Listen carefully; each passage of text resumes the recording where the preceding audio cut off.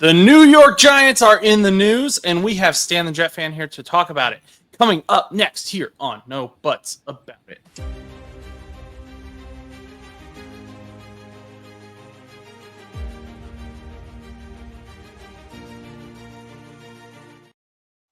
What's up, everyone? My name is Josh Butts here in Indiana, and you're watching No Buts About It. We got Stan the Jet fan. He's actually down in Florida right now, which is a hostile environment with the Miami Dolphins game coming up this Monday.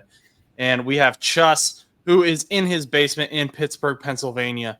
Welcome, both of you. Thank you for joining us today. Yep. Glad to be here, as always.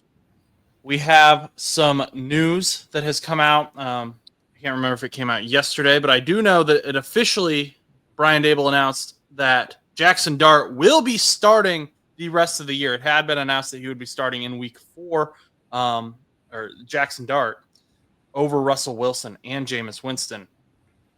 But now he's going to be the official starter for the rest of the year. So, Stan, you are from the New York area, so that's why we brought you in. Fan of the Jets. They play in the same building as the Giants.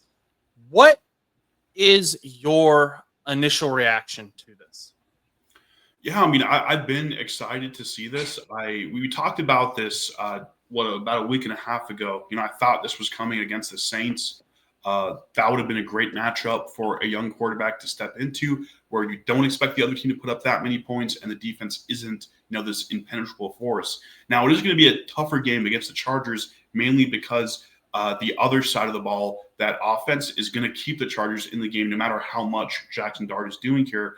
But from what I expect from Dart in week 1 is to keep the Giants within striking range, which is something that I think Daboll and the coaching staff of the Giants don't think with Russ. Now, I liked the Russ experiment, and this is something maybe Chus can speak more to. I do think he looked better as a player last year. Now, do I think last year's version of Russ would have the Giants with a win or two at this point of the season? I don't know if he would have made a difference, really, having last year's version. And that's why I'm happy to move on from Dart. Or move on to Dart. Sorry, move on to Dart. So, Chus, what are your thoughts on Jaxson Dart? Ole Miss quarterback coming in early on. They traded up to get this guy. We've talked about him since the draft. What are your initial thoughts on Jaxson Dart? Yeah, so from the beginning, from the get-go, I've always said that I was really high on Jaxson Dart in this quarterback class that kind of had some question marks when it came to a lot of these quarterbacks. Cam Ward obviously getting taken first overall. Would he be considered a generational talent on the same level as somebody like a Joe Burrow getting taken first overall a couple years ago? Who knows? Maybe, maybe not. But there was a lot of question marks with that, along with Shedeur Sanders. But Jaxson Dart, a lot of people expected to fall into the 3rd, 4th, 5th rounds. The Giants saw something in him, and sure enough, he ended up getting drafted by them. I really like him. I thought he looked very good with Ole Miss, and especially last season. And I felt that whenever he got drafted by the Giants, that it could be genuinely like a new hope, as you could call it, for the New York Giants, who haven't really had that quarterback one since Daniel Jones has just been kind of existent. Like he just kind of plays the games. He can win sometimes, but at other times he just didn't win. And it's interesting to see how well he does in Indianapolis, but he just could not produce with the New York Giants. Now, going into week 4 with Jaxson Dart now starting, I find it very fascinating just because the big topic of discussion was, although he didn't play real good this past week, Russell Wilson, in week 3, week 2 was a bloodbath with the Dallas Cowboys. He threw for over 400 passing yards, which isn't something that we saw really with the Pittsburgh Steelers last year. And arguably so far this season, I would say that Russell Wilson had a better year last season with the Steelers, despite having a little bit of a, I don't know if you want to call it a meltdown or like a fall off or whatever you want to call it. But by the end of the season with the Steelers, we had finished way below standards for what we thought we were going to get, finishing once again 10-7, right in that 9-8, 10-7 range, when a lot of people expected us to possibly win the division at 11-6 or even 12-5. So for me, I'm excited for Jaxson Dart to come in. I don't know how Russell Wilson's going to react. I know he's he's a big team player, so I think he'll be kind of okay with whatever role they put him into. I don't really think he would like to get traded per se, nor do I know how many teams would really want that, like an older quarterback, unless they're just kind of using him to get them through the season. But with Jaxson Dart, the only fear that I have is, since it is week 4, you're going up against the Chargers, who are a pretty good team. It may be kind of tough. And the one thing that I'm always very much concerned about is when the team isn't playing too well per se, and the energy is kind of shifting one way or another. The biggest concern is, would this game, if he doesn't win or doesn't look well, stunt his development going forward, or give him cold feet, or make him think that he's doing something wrong and his confidence kind of goes down? Because there's always been that argument with Steelers fans that might have been what happened to Kenny Pickett early on, which is why we never saw the fullest potential of Kenny Pickett. Now, granted, there was a lot of issues with Kenny Pickett, obviously having small hands. He didn't have the greatest first couple of years at Pitt, but he had a great 5th year. Now, his defense was also very, very good. His offensive line was very, very good. I mean, Kalijah Kancey is a first-round pick. He played for the Tampa Bay Buccaneers, or he's currently playing for the Tampa Bay Buccaneers. You have Jordan Addison, who now plays for the Vikings. He was the wide receiver that Kenny Pickett was throwing to. I mean, this team was just star-studded all around. So there was a lot of pieces with Kenny Pickett. So the argument is was Kenny Pickett ever that good, or was his growth stunted because he was just kind of thrown in to a scheme in which it was kind of blowing up in their face? So, but yeah, I'm excited to see how Dart does this weekend. Yeah, so Jaxson Dart, he led the SEC in 2024 in both completion percentage and yards. He had 69.3% completion percentage and 4,279 yards. He's someone I really liked in the draft. He wasn't necessarily a person I thought was worth trading up for. I thought the Steelers might take him, but Giants decided he was worth trading up for. They went after their guy, and now Brian Dable, who I don't know if he's on the hot seat or not, arguably he should be, has made the decision to start this young man early on in the season against the Chargers, who are undefeated right now. And Stan, you alluded to it when you were speaking. The Saints was the week you thought that they should start. That's next week. But still, even so, they have Chargers, Saints, Eagles, Broncos, Eagles is their schedule. So they have a tough schedule coming up for a rookie to kind of, be getting thrown into. Now, Chus mentioned Cam Ward. And I've been watching Cam Ward a bit, and I don't think the box score does him justice. He actually looks really good. His arm is there. His throws are there. Does he make mistakes? Yes. He's a rookie. But I think overall his form is there, and the Tennessee Titans should be very happy with him. And I think the Tennessee Titans would be a much better team if they still had A.J. Brown and Derrick Henry on them. And that probably, that sounds obvious. But what I'm saying is I think the Tennessee Titans probably need to get some guys around Cam Ward quickly. And whether that's done through free agency or the draft, I think they have a very talented guy, and it's not really being shown because he doesn't. His wide receiver 1 is Calvin Ridley. He's not got his running back 1 is Tony Pollard. We're not talking about like a star-studded offense to really help him out. I think his O-line, while it needs improved and they've had some injuries, I think that's okay. Maybe add a few more guys to that. But Jaxson Dart, I think, is coming into a much better situation than what Cam Ward is. I mean, he's got Malik Neighbors as his wide receiver 1.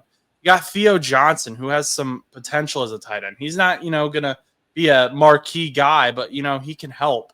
And then that running back room, I know that I always get his name mixed up. Tracy? Troy Tracy. Yes. Thank you. Tyrone Tracy. See, told you I was going to mess it up. Anyway, Tyrone Tracy. I know he's injured, but you still have Devin Singletary.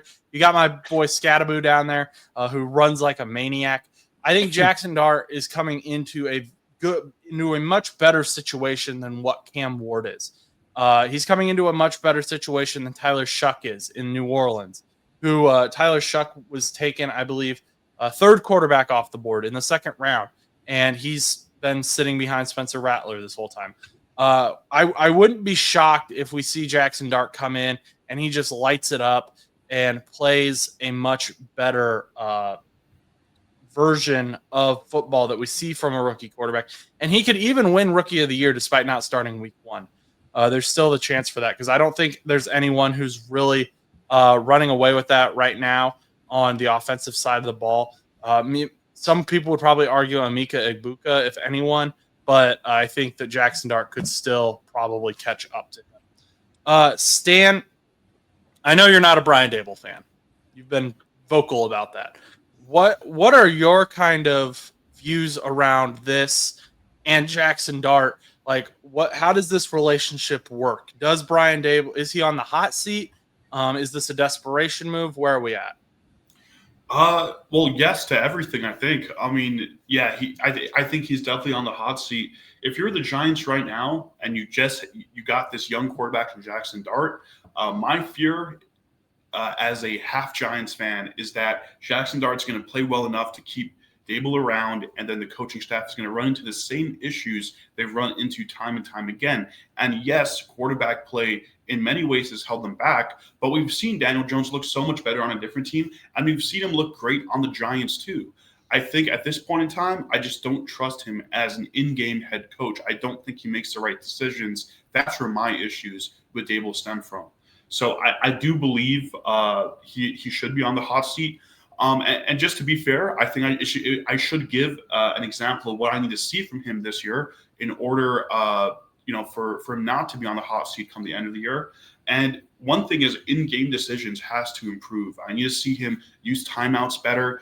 And towards the end of games, when you have that lead, that Cowboys game from, what was it now, 2 weeks ago, I think that was a game that was very winnable. He had probably the best game Russ has given in the last 2.5 years, something like that. Chus, am I right on that? Or yeah, it was like yeah, I would say, like, statistically speaking, I mean, we've had 400-yard games, like offensive games, under Russell Wilson, but I don't think we've ever had I'm almost positive he's never even gotten close to 400 yards passing with the Steelers. But let me go double check that. But yeah, I'm pretty sure you're right. I mean, and just in terms of how we looked, because going to Steubenville, I watched a lot of Steelers game, and this year and in the last couple of years, I've watched a lot of Giants games. Just in terms of how we looked, that was one of the best looks I've seen from Russ since before that Sean Payton pairing. So when I'm looking at the Giants there, if you can't find a way to win that game as Dable with some pretty talented guys on defense, yeah, they're not an amazing defense, but you should be able to get, Dak Prescott, and you should be able to get into that backfield a lot quicker, a lot better. You should be able to prevent the rushing game from exploding, right? You should be able to at least keep the explosive plays down on defense.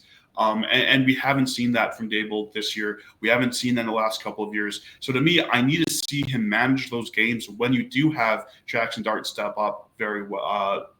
Very well. I need to see him stay in those games and win those games. And, Chus has talked about this with the quarterback carousel, on your own team. And I feel like the Giants are the most vulnerable to that this season. They have Jaxson Dart. They have Russell Wilson. They have Jameis Winston. Do you have any fear that if Jaxson Dart, say, comes in, maybe he comes in against the Chargers and looks really good, comes in against the Saints and looks really good, but then, they get to that gauntlet that I talked about earlier, Eagles, Broncos, Eagles, and he doesn't look good. He struggles. He throws a bunch of interceptions. They pull him and they throw in, Russell Wilson again. Do you think that Brian Dable would do that, or do you think he's going to stick to his word? Jaxson Dart is the guy for the rest of the season. So if let's say he's able to win the next 2 games, I think that would probably secure him his job. It might be a situation where maybe he has a minor injury that they decide to play it safe for and let one of the other quarterbacks step in. That's definitely I think a realistic option there. But if you can win the next 2 games and you're a coach looking at this young quarterback who will not likely have your job next year if you don't at least get a winning record, I think that's kind of the bare minimum for him. I would probably stick with Dart. I don't see why you'd move on from him so quickly if he's able to win the next 2. Without that, though, I mean, it's a tough question, and I don't think there's a wrong answer per se for Dable there. Okay. Chus, your thoughts? Oh, I was gonna say, so weirdly enough, I know we're going back on the stats. I actually forgot about the Steelers Bengals game from December 1st, 2024. Steelers won 44-38 over the Cincinnati Bengals, but Russell Wilson threw 414 yards in that game. So we have seen it before, I guess, but not he definitely had I would say he had very good stats last year too. But yeah, I was just going back to look at the 400-yard game. I apologize, Josh. I know that 400 yards and high-powered offenses are anyway. I think one note on that is that Russ, and I know we're going to talk a little bit more about this in a second. He still has that deep ball ability, and even at this age, he gets the footing right when he gets the opportunity there. And I think if he does get traded, there's definitely teams where he'll have receivers who can give him those opportunities. When he gets those, he knows how to take advantage of them. Yeah, so let's talk. For the record, Chus muted himself that time. I did not mute him. But What? Oh yeah, I did that on purpose just yeah, because you muted yourself. I didn't mute you. But let's talk about that trade opportunity. So Cincinnati Bengals obviously have Jake Browning starting right now. He started last weekend against the Minnesota Vikings. I don't put the loss on Jake Browning, but needless to say, it wasn't pretty. It just wasn't a good game for Bengals fans. Nobody enjoyed it. There were guys who I was shocked were tweeting that they were turning off the TV, which I wasn't shocked they were turning off the TV. I was more so shocked that the people who said they were turning off the TV were turning off the TV. But anyway, that started this narrative that the Bengals needed to trade for Jameis Winston. And I put out a video saying that I don't want the Bengals to do that. And it's nothing against Jameis Winston. I think he's a fun player. I think he's a fun guy. Would love to have a beer with him, like all that stuff. But he isn't worth the investment, in my opinion, from what you gain for having to trade for him. I don't know that you necessarily trade for him and he comes in and, he's going to, sure, he'll throw maybe 30 times a game and you'll have 2 touchdowns, but you also have 2 interceptions with it. And so I don't see the investment there. And I've detailed that more in the video.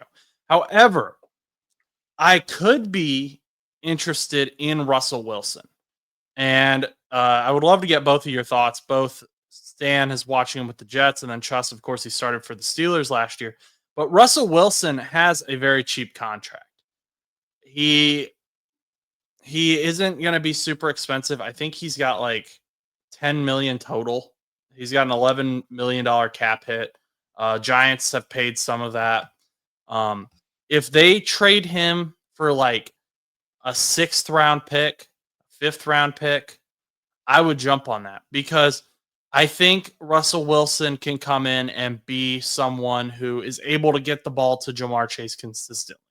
He's able to get the ball to, just your weapons. And the Bengals have the skill makers that as long as they have the ball in their hands, and apparently they're not playing the Minnesota Vikings and will fumble for no reason, the weapons are good. They will be there. And so I trust him more to run the offense than I do Jameis Winston. And if the Bengals are going to bring in someone, I think I want it to be Russell Wilson because I think the investment is going to be about the same as Jameis Winston, and there's a higher upside. Plus, the Giants might want to, and I don't know this for sure, maybe they want to get Russell Wilson out of there because, he started. They don't want him kind of looming over Jaxson Dart. And Jaxson Dart, thinking like every time he throws an interception, oh, shoot, Russ is right over there on the bench. He's going to get put in for me. Kind of maybe get Russell Wilson out of the building. Won't be that expensive for them. And then they still have Jameis Winston, who may be less of a perceived threat for Jaxson Dart since he hasn't started yet. He hasn't played yet. They've got these 3 quarterbacks there. I don't know how much they value each one, but I do want your guys' thoughts on that subject. So, Stan. Yeah, I muted myself because of a little construction downstairs. But to start off, I don't agree with you on the value there. I think if you're getting a fifth or sixth for Russ, that's great. My question is, why not just go with Winston? Because I don't think Winston is that much below Russ.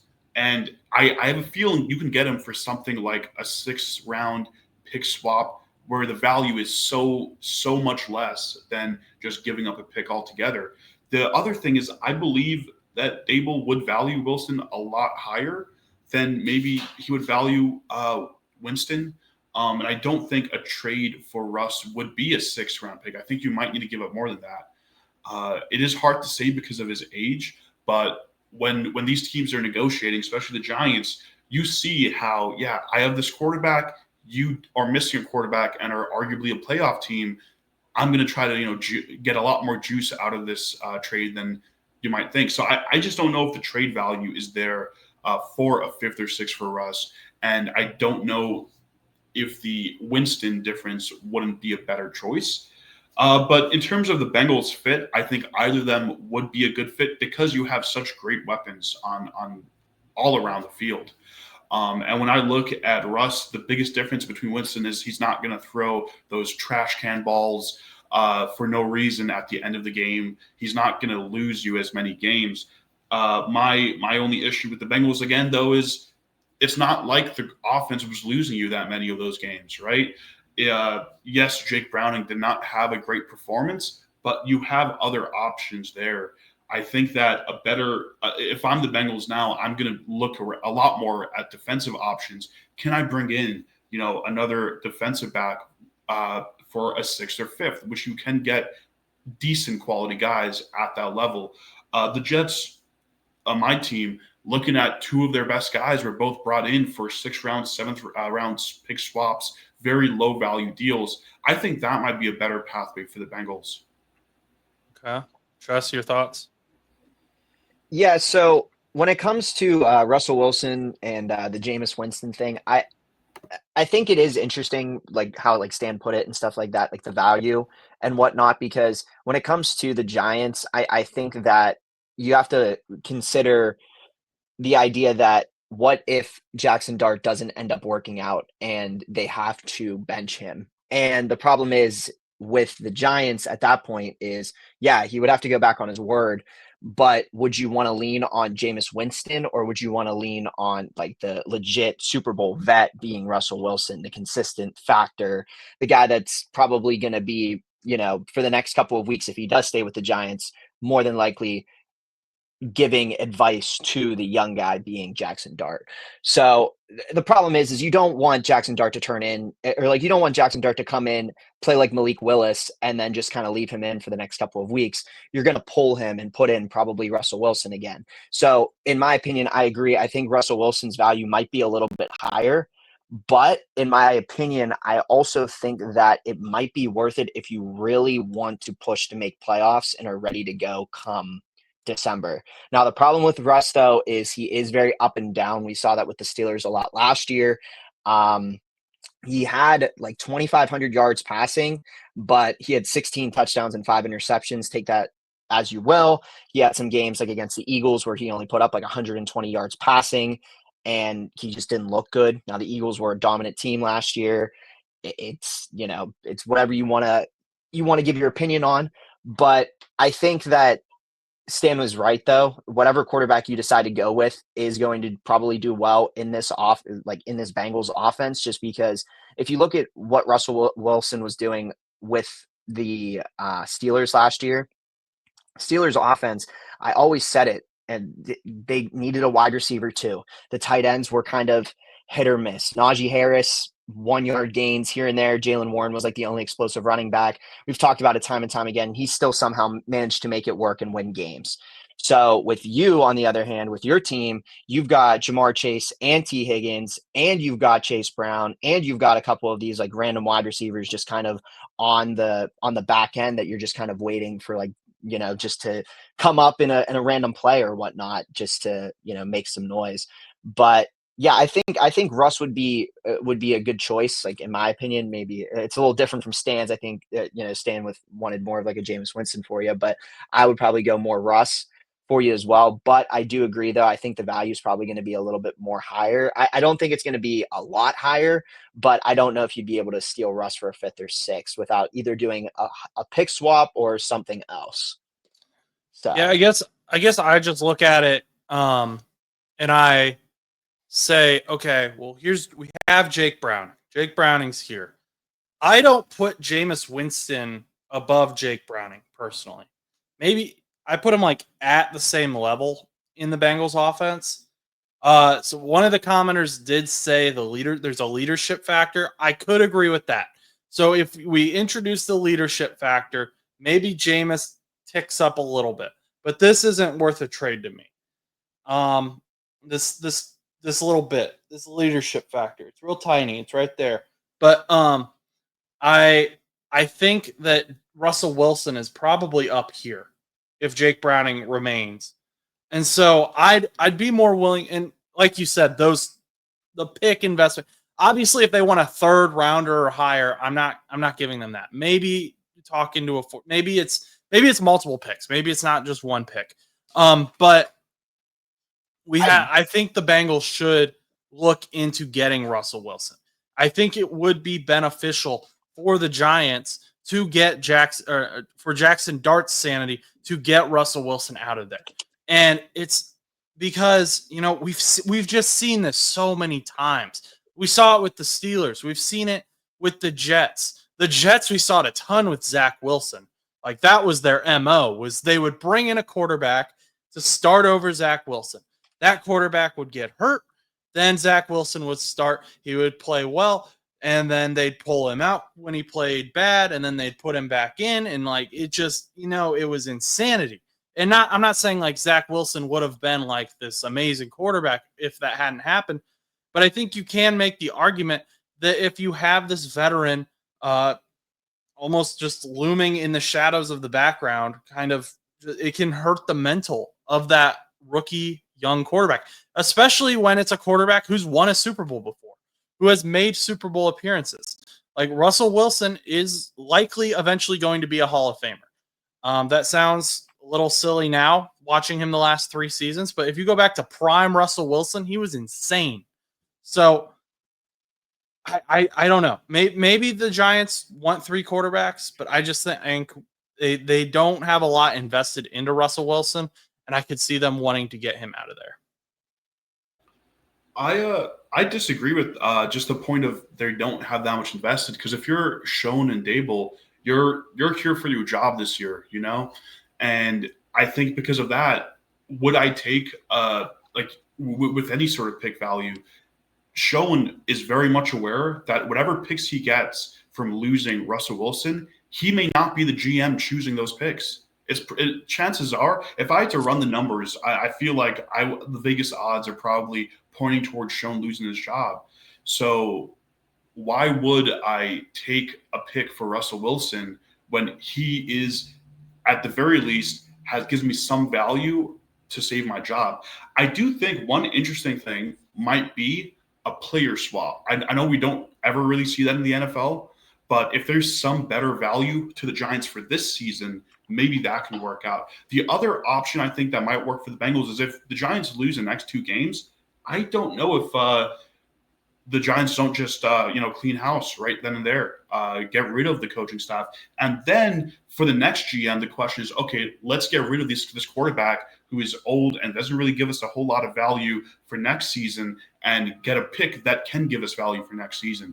So I think you're probably banking on the Giants doing really badly the next 2 weeks, those guys losing their jobs, and then getting that trade in, or you'd have to give up more value than just a pick. You have to give the Giants something they could use right now. Yeah, I mean, so you said they don't have a lot they have a lot invested in Russ because of their jobs. But to me, the Giants have already said, Brian Dable has already said that he believes Jaxson Dart is the best way for him to keep his job.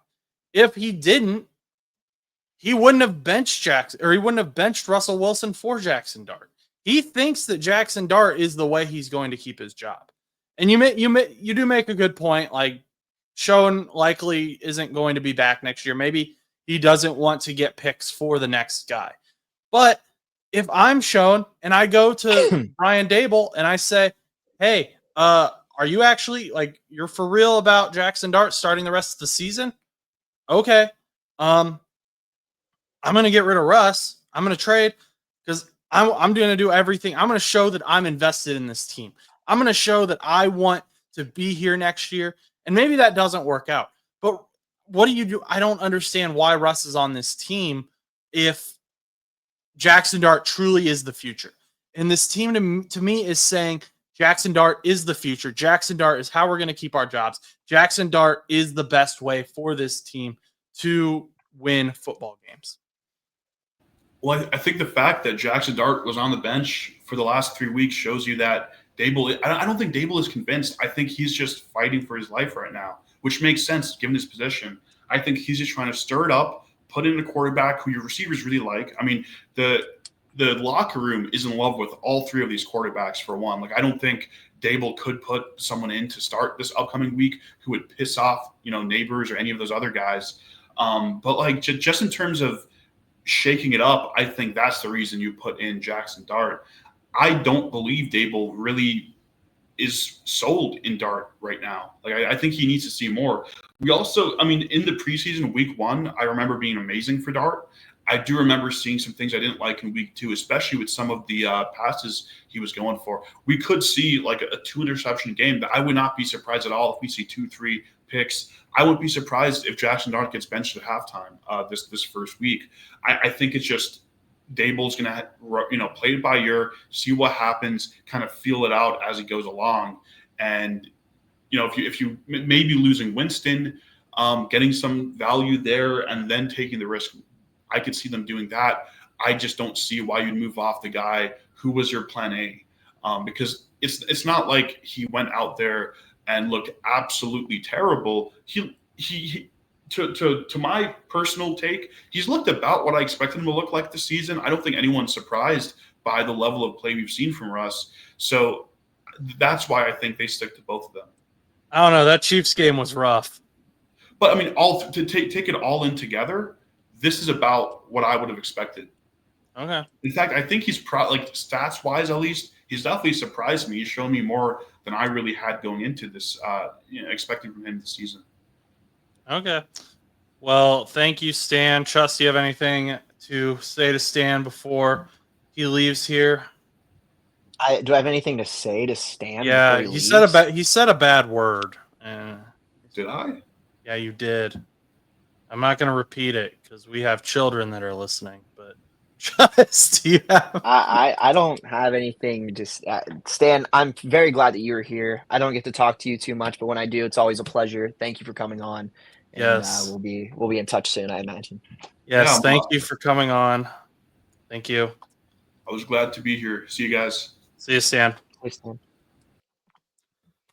All right. So, yeah, he pulled an Amon-Ra St. Brown. He didn't say the same bad words as Amon-Ra St. Brown, thankfully. We'd get some FCC violations, but I kicked him out of the studio. He was having trouble getting out. Yeah, so I don't know. That Bengals game was rough on Sunday. So let's look at that a little. So I think for whoever you bring in, and I think Stan does make some good points, whoever you bring in is going to have to be on a team with a good run game. And the Bengals just have not. What? I was going to say, though, like with the Bengals, though, like would you – this is kind of still on the Russell Wilson topic, though, a little bit, and then we'll kind of transition into it. Are you guys in a situation where, like, you guys are willing to just kind of, like, forfeit the season type thing? And I don't mean it, like, in a negative way, but, like, are you guys going to for, like, a trade to go through, like, if you have to trade a third round pick for Russell Wilson, would the Bengals organization be willing to? In hopes that they make playoffs, Joe Burrow comes back, and then Joe Burrow rallies the team to a Super Bowl or something like that? Because is it like a win now for this team, or can we like wait until next year when Joe Burrow's healthy? Because then at that point, you shouldn't have to trade for somebody like Russell Wilson. You should just run with Jake Browning or go pick up like another like a Tommy DeVito or something, you know? Yeah, and I think that's an interesting question that the Bengals have to answer interiorly. Because if you are we have to get honest with ourselves here then. First the major question is, do you think Joe is coming back this year? Will Joe be returning in December? Do we honestly think that's going to happen? If the answer is yes, then Was you he try at to turf toe? turf toe. He had turf toe surgery. So 50-50, man. if the answer is yes, then you try to stay away. Or no, you try to stay alive for the playoffs until December when you get Joe back. If the answer is no, if this is just them all posturing, trying to, keep ticket sales up, then I think it becomes a more interesting thing of, okay, how do we prepare for next year? And that's a big thing. And that also makes you need to look at Trey Hendrickson again then. Okay. Do we think Trey Hendrickson is he going to be a Cincinnati Bengal next year? Are we intent on extending him? You can't, you could franchise tag him, but it would end up being more expensive than what it would have been to extend him in the first place this season. So I don't think you franchise tag him. But if you're not intent on, and fans are going to hate this, but I think it's right. If you're not intent on extending Trey Hendrickson this year, and you don't think Joe Burrow will be back this year, and you're just going to tank, then I think you trade Trey Hendrickson to someone like the 49ers who just lost Nick Bosa. And I hate that. I don't like saying that, but I think that is the correct route to go. And that's, again, something I can't answer for the Bengals. You also have to answer, is Zach Taylor the guy? Is he our coach? Is he what we think the future is here? However, if you do think Joe Burrow's coming back, if you believe in this team, if you believe that there is a reality here where they can make the playoffs, I think you bring in Russell Wilson. Because, or someone, you bring in whoever you think is going to be your best option to keep this Bengals team alive until December when you can get Joe back. But I can't answer that question for the Bengals. That's a question for Katie Blackburn. That's a question for Mike Brown. What do you really believe in your heart of hearts is going to happen here? Right. So tell me what happened during the Vikings game. Then I know we were going to talk about that, but then I rudely interrupted you. So what went wrong? What went wrong? What kind of went right? Do you got some positives out of this negative at all? It's all bad. There's no positives here. So Jake Browning, I like Jake Browning. He looks happy in that picture. He looks happy in that photo. He wasn't happy on Sunday. I don't put the loss on him. He threw 2 interceptions, I think, one of which was a pick 6. But the pick 6 was it was a throw to Chase Brown that was pretty good until Harrison Smith, who I normally love, got his fingers on it and tipped it and spun it the opposite direction. And Isaiah Rodgers caught it and ran it back. So that was just the Vikings just did a very good job early of getting all the momentum in their favor, on both sides of the ball. Brian Flores came in, and the Vikings defensive coordinator, likely be a head coach next season. He took it personal, I think, when I believe he was still with the Vikings in 2023 when Jake Browning beat them. But I think he took it personal when Jake said, "You never should have cut me," and he made Jake look bad. He did, and it didn't help. It didn't help that the Bengals have had absolutely no run offense, even with Joe Burrow, and more so with Joe Burrow in some ways. They had no run offense. Samaje Perine was the leading rusher. Chase Brown could not get anything going. And I'm not quite sure what the reasoning before that is, because I do think the guards have improved. I think I'm going to place the blame for now on Zach Taylor and the play calling, because Zach Taylor kept calling runs on first down, which you just can't do with a backup quarterback. Because and this kept happening, especially against the Vikings D-line, Chase Brown wasn't getting anything. So we had a lot of 2nd and 10, 2nd and 12 situations. So you're already putting your backup quarterback in a bad situation. And the play calling just was not helping Jake. It was putting him in a lot of 3rd and long situations, which I think they said that no team had converted like a 3rd and 8 or longer against the Vikings yet this season. And I think that remains true through this week.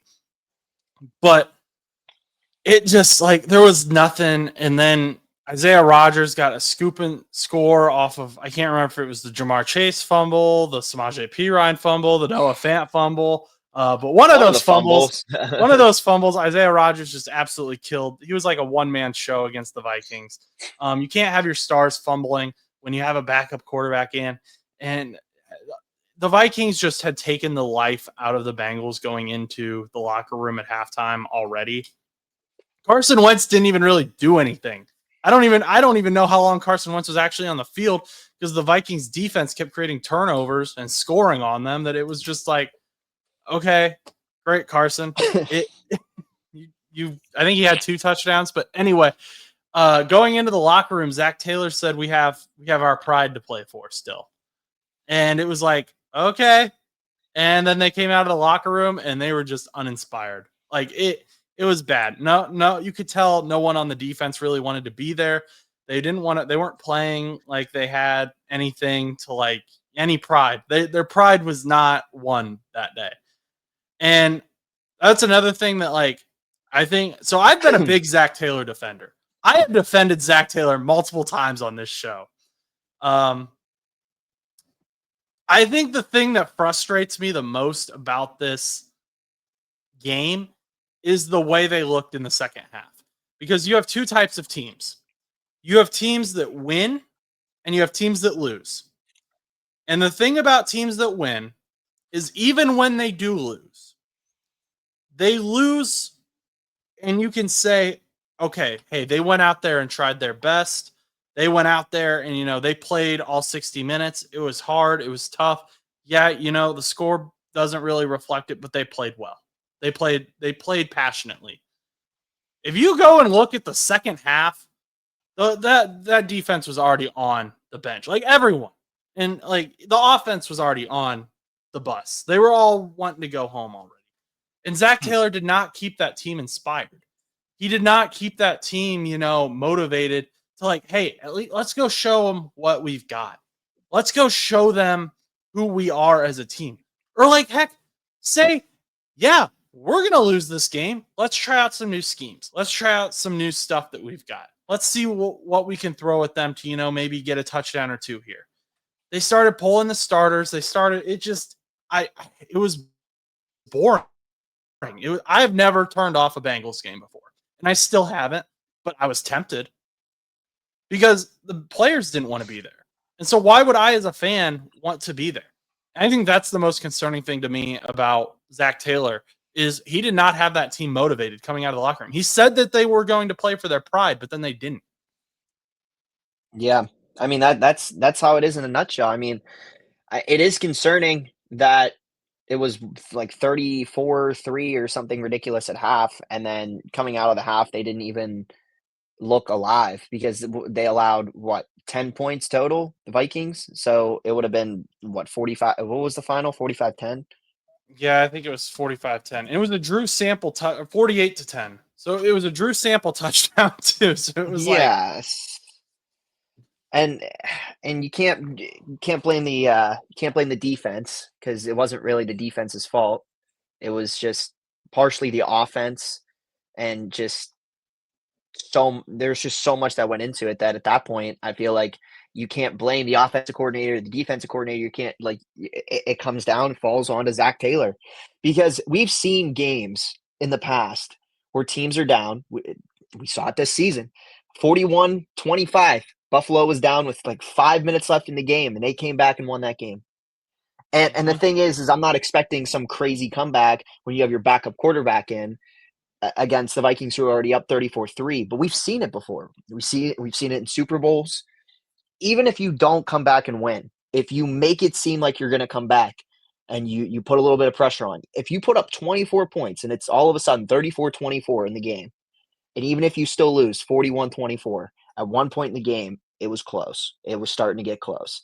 But it looked like, I mean, from the sounds of it, it looked like you guys just kind of rolled over and died, which is not good going forth in the next couple of weeks. Because do you think that at that point, the team, the offense specifically, or the defense, everybody pretty much already has lost faith in like a Jake Browning? Is that why you're really pushing for the quarterback type move? Do you think that they're losing faith in Browning? Do you think they're losing faith in general? Do you think they just had a bad game? Because who do you guys play this week? They play the Broncos on Monday Night Football. Do you think that the Bengals have confidence going into this game, though? Do you think that they're going to be able to rally again around the Jake Browning, who didn't play real good? Do you think they'll be motivated behind Zach Taylor coming into Monday? I think Zach Taylor is a bigger concern for me than what Jake Browning is. So Jake Browning, he didn't play amazing, but I don't think he played awful either. That pick six interception was it wasn't a great throw, but it wasn't like a terrible throw either. So that was just like a tip ball. He had a 70% completion percentage for 140 yards. So I mean, he was still kind of okay, I guess, but my concern with the team was they just rolled over. Like you said, they didn't come out motivated at all to do anything. Like and I know that's not easy. It's easier to say from this chair, like, why weren't you guys motivated when they have all these eyes on them, watching them lose in a hostile environment? I get that. But as the head coach, you have to give them something to play for. You have to give them a reason to come out and be passionate. And, I know Shamar Stewart was out. Cam Taylor-Britt was out. Joe Burrow's obviously out. But give them some sort of motivation. I'm not pushing for the quarterback trade because I think Jake Browning can't win. But I'm pushing for it because there are people saying they need to trade for it. And I'm saying, okay, if they do a trade, this is the best guy, is Russell Wilson, not Jameis Winston, not Kirk Cousins, that's still a thing for some reason, even though he came in last week against Michael Penix Jr. Yeah, he's not. They're definitely not moving Kirk Cousins now. But, No. but it was just so frustrating to watch this team just, roll over. Is that the type of team that we are? That when Joe Burrow goes down, we just kind of roll over? If that's true, if that's how we're going to play the rest of the year, then that goes back to what we were saying originally at the top of this segment. Just trade Trey Hendrickson then. Just because you could get capital for him. You don't know. Because if somebody's coming in doing an extension right off, like if you're going to trade them to San Francisco, and San Francisco's like, well, we're going to extend you, or we're going to give you like an extra 2 years or whatever coming off of this trade, he might be worth more at that point. They might give, like, who knows? They could give a top pick and you could replace him in the draft. Zach said we have to turn this loss into a win, which I agree. This cannot happen again this season if you want to be a serious team. If we're not going to be a serious team, well, then, okay, let's all just go home and lick our lollipops and call it a day. But let's prepare for next year then, I guess. It's just extremely you have to decide what you're going to do. Correct. And I don't think they should I'm not advocating for them to give up right now. I think it'd be stupid for them to give up. But if as players, that's what you're going to decide to do, if you're just not going to come out motivated, okay, fine. We'll all go and watch the Indianapolis Colts just up the road a little bit. They're playing well for no reason. Yeah, which is awesome now. They've got a exciting team We're going to talk about the Colts here in a second, but yeah, I think they need to come out in Monday Night Football in primetime in front of the nation against the Denver Broncos, who are a good team but have been struggling, and say, this is who we are. They have to make a statement. Bo seems to be having a little bit of a slump right now. Like that sophomore slump that, people always talk about as the haunting of almost most quarterbacks these days. He seems to be kind of slumping a little bit. I mean, I'm sure he'll get out of it at some point, but like you said, they're struggling a little bit. I mean, they struggled against Tennessee and some of these teams that you're like, well, maybe they shouldn't be playing this low to the ground here. So got to come out smoking on. Is it at Paycor or is it in Broncos Stadium? I don't know where Broncos. I don't know what the name of Broncos Stadium. Mile High. There you go. It is in Mile High. Oh, that's lovely. The elevation there is crazy. It's always something. Well, hopefully the Bengals rise to the occasion because I think they have to make a statement. And the defense is the reason they won the first 2 weeks of games. The offense looked terrible. And so if need the defense to step up again. Jordan Battle almost had another interception against the Vikings. I'm glad that Mr. Golden is using him because they did not use him last year or the year before. Like, I just don't understand why. He's a great player. You're holding back his development. But yeah, first they need to get a run game going. That needs to be number one. That is my number one thing. Yeah, what's going on with Chase Brown here? I don't know. He's got he's 24 attempts for 98 yards or something. What is happening? It's like 47 for 90. It's so bad. But yeah. I don't know. I don't know. I think for now I'm going to blame it on the play calling because when I watch film, there's nothing that I'm like, okay, he's taking the wrong holes. Like he's taking the holes that he's schemed to take. And they're there for the most part. They're not always there, but they're there sometimes, usually. But I don't know. I think it's very obvious, and Joe Burrow does not help the situation with his lack of lining up under center. He just doesn't like to line up under center, and it's very hard to get a run game going from the shotgun because you just can't get the momentum going. There's no sort of like, ooh, what's it gonna be? And then when you're under shotgun.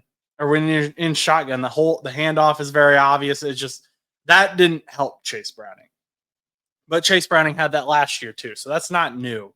Or Chase Brown, not Chase Browning, but anyway, I just get a run game going, come out and play motivated, that's what I need to see from the Bengals. Let's move on to something happier though, something more fun. The Indianapolis Colts.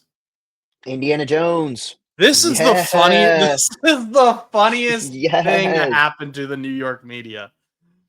That Daniel Jones leaves the Giants and becomes an MVP candidate early on is hilarious to me. So the last year I was huge on the Indianapolis Colts. I thought that they were going to be a sneaky team that came in and their offense was going to be high powered. And I was wrong. This year, I was like, this team's going to suck. Daniel Jones, like, how the heck is he the starting quarterback? And I was wrong. I am way more happy that I was wrong this year than I was last year. The defense has been making moves. I'm happy for Lou Anarumo. No hard feelings there. I like Al Golden. I do think it was right for the Bengals to move on for Lou Anarumo. He's got the Indianapolis Colts defense going. They got my boy Latu making some moves. Travarius Ward's been making moves.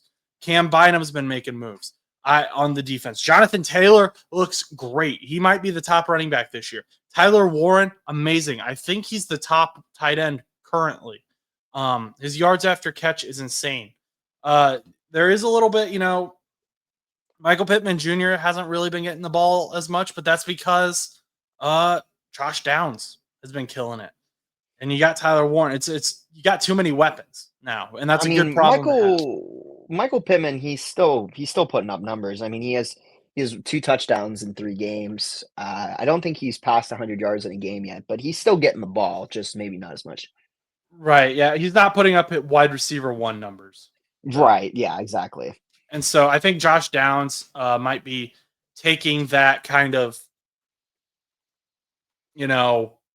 position away from him, possibly from the slot, which Josh Downs is really good. And I think something that is helping Daniel Jones, from what I've seen at least, is Shane Steichen isn't making him make a lot of big throws. He'll have his occasional ones to Alec Pierce, and they're great. But Daniel Jones is able, because of how skilled these players are, he's able to just, check down, make some medium to short throws, and these guys will get yards after catch. Tyler Warren is great at that. Josh Downs is pretty good at it as well. I don't know where they rank on the yards after catch, but just watching them, and then when you do that, you bring in the defense. They get tighter. They have to account for Jonathan Taylor, and then that's when you can make the bomb throw to Alec Pierce. So it's complementary football. We're in gear. We're going good. We're dancing. We're having a fun little tango here in Indianapolis, and even better, the Houston Texans are in a slump. So which is crazy. The AFC South, the Colts could win this, and no one expected that. The Houston Texans are apparently, just falling apart. And I saw there's a little bit of a narrative online saying CJ Stroud is like kind of the equivalent to Anthony Richardson without the, generational rookie season. I don't know about that, but I do think it's interesting that the Texans released CJ Gardner-Johnson, because apparently he was, becoming a locker room problem. He was doing whatever he wanted on defense. So they let him go. So that's intriguing to say the least. The Texans are getting desperate. The Colts are running the South. The Colts, let's see, who do they play this week? They're not coming across the bottom anytime soon. But the Colts, don't they play the Rams? They play the Rams, so that'll be a fun one. That's a very good Rams team. Very good on defense. I want to see how those two match up. That's going to be a fun one, I think. You got so many guys that I just love. Kobe Turner, Braden Fisk on defense, and then you've got Puka Nacua, obviously, Kyron Williams, Matthew Stafford. That's going to be a good game. That should be a very good game, and it will tell us where this Colts team really lies, I think. Right. Yeah, I think it'll be interesting. I think it's a lot of fun to see a team that me and you talked about just not even probably a month ago at this point, being maybe a third place team in the AFC South, just for them to rise from the ashes as a possible, playoff contender at this point, maybe a top 4 seed, winning the division. It's definitely possible. I mean, I'm very disappointed with Houston. I thought they were going to be a lot better this year. They looked a little slumpy last year, but I just kind of chalked that up as just CJ Stroud, having his sophomore slump. This year, it looks like it's kind of drawing into this year. And the CJ Gardner-Johnson thing, I saw that. I was really surprised about that. Do you think that he's going to end up going anywhere else, or do you think he's going to stay on the free agency block for a while because of his quote unquote toxicity? I think he'll probably end up somewhere else. It'll be somewhere that's either desperate for a corner because of injuries, or he'll go to a team that he's been at before, like the Eagles, that is going to be a playoff contender, that knows how to use him. Because I don't know. Obviously, there's two sides to every story, and it's a problem when a player is going against the defensive scheme. But maybe he's right. I don't know what's going on down in Houston. So maybe he was like. And he's like, no, we do need to fix this, and I'm trying to win some football games. But hey, the Texans decided we're going to make a statement and release him. They did. There we go, and we'll see what happens in Houston. But it's interesting that Jim Irsay passed away, and I think Carly Irsay Gordon has done a very good job of taking on that mantle. She's been on the sideline. Cam Bynum said she's in the weight room with them, working. She's very present with the team. And I think Jim, from what other Colts players have said, I think he was very present with the team as well. And so, a lot of times when a kid takes over their parents' team or their grandparents' team, they're just kind of like, hey, I'm a rich kid. I've got all this money. I don't really care how the team does. She's very invested. She's on the sideline. She's wearing the headset. So I like that. I know some people don't like that, but I think it helps her decision making, it seems like. And this team, seems to be playing with that fire because of it. And I don't know how much of a contributing factor that is, but this is not what we expected the Indianapolis Colts to be. And I want to give her credit where it's due. So it's exciting to be a Colts fan right now. It's a exciting time to be an Indianapolis sports fan. You got the Indiana Fever down in Indianapolis as well. They're in the playoffs. They're 1-1 against the Las Vegas Aces, which I know you're not big into WNBA, but the Aces are one of the best teams in WNBA.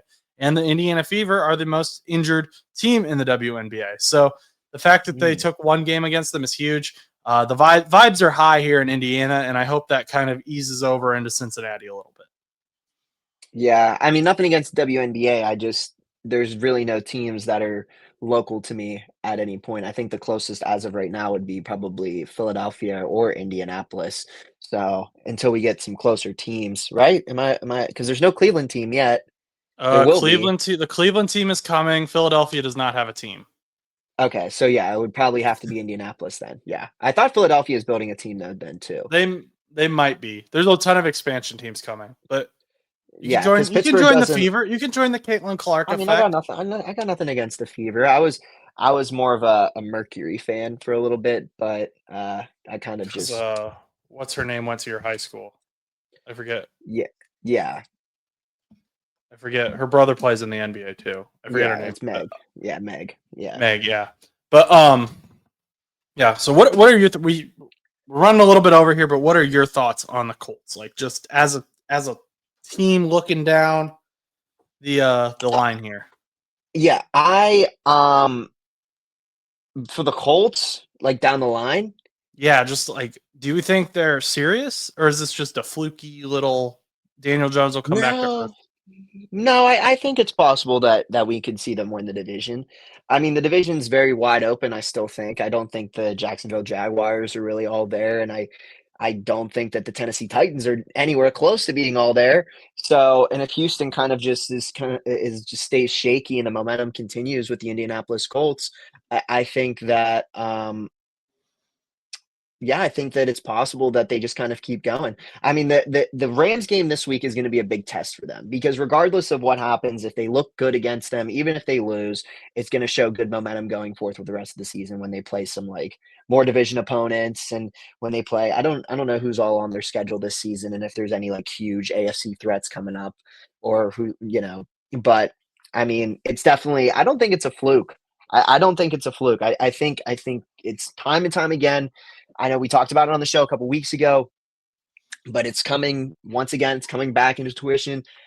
It's one of those things where sometimes the scenery just changes a person, and sometimes you can just play much better just in a different team, a different environment.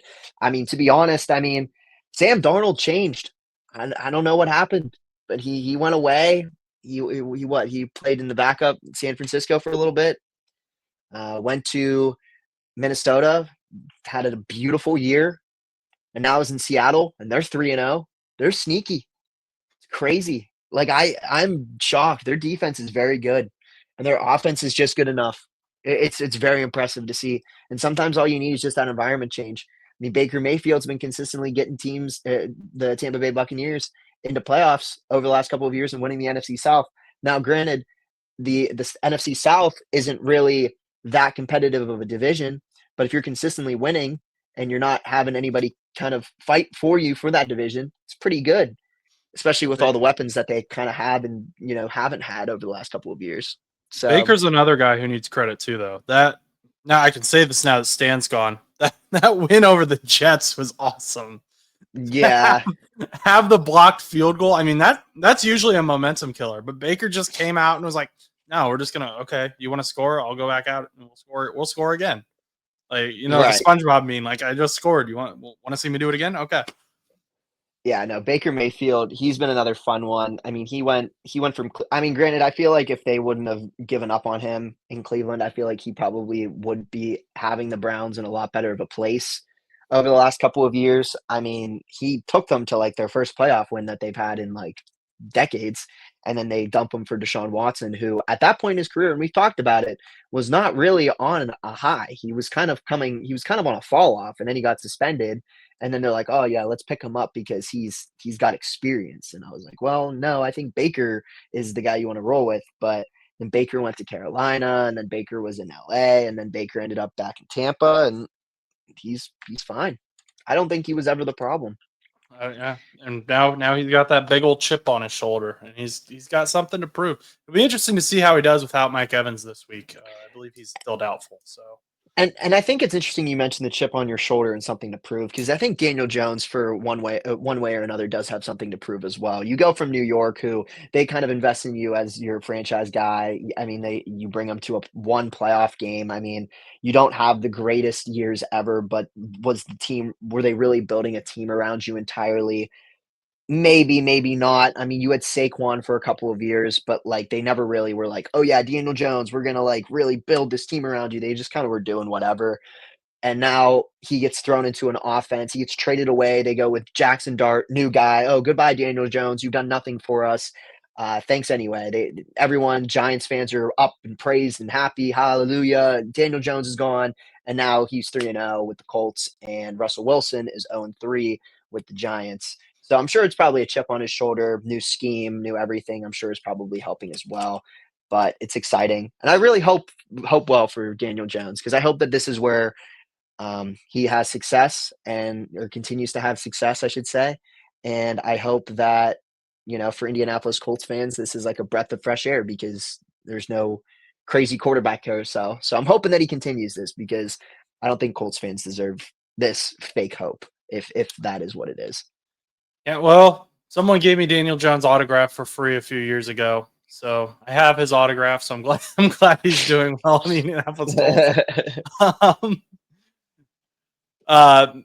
Thank you, though. I think that's all we got for today. We went 6:30 over, but I appreciate everyone for stopping by. Please remember to like, comment, and subscribe, or follow, depending on the platform that you are listening/watching on. It's a quick action for you, but it helps us out so much. Again, we're still doing Piper's Picks, raising money for the animal shelters. I think she's up to like $20 now, but don't quote me on that. She made some money. She took the Vikings, and she was right. But thanks again for stopping by. Appreciate every single one of you. And until next time, go do something nice for someone.